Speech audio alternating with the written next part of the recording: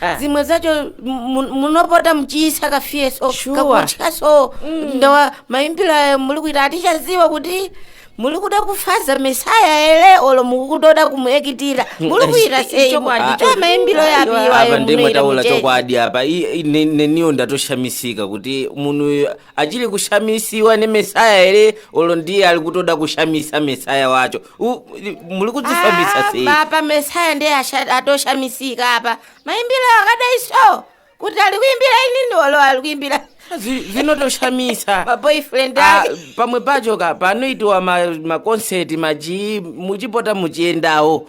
muchidziza kuti wamwe anoimba sei ipapa munhu akaimba song iyoyo akainzwa ichiyimbiwa nenge so angafale aikona ipapa mizera yenyi ili kutoimba ichitoita ma live DVD vachitoita ma all night player chichi zimwe zvinoda muchiendawo ikoko muchidziza saka kana uchida kunodzidza pane live DVD ili pa duze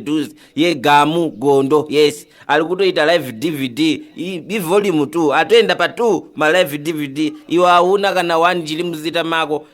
saka pa live DVD yake live DVD recording pane uyu Tinashe Muponda Sugar sorry Tinashe Muponda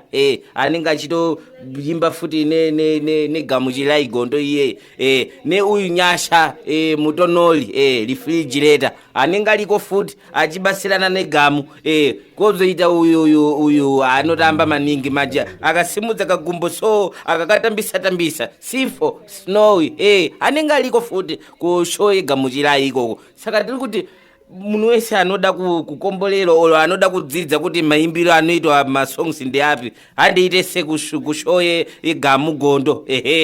gondo alishai sorry matikesi ali kuita $10 ordinary and then VIP $20 wakagala zvakanaka usina anokudisturb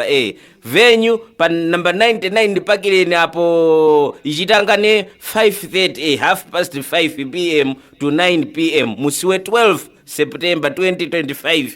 inini nichatoenda iko handisati nakugona kuimba saka ndiri kuda kunodzidzira zvimwe futi saka tiri kuti munhu wese ande tinosapota gamuchirai gamuchirai gondo wana gamuchirai anoimba maningi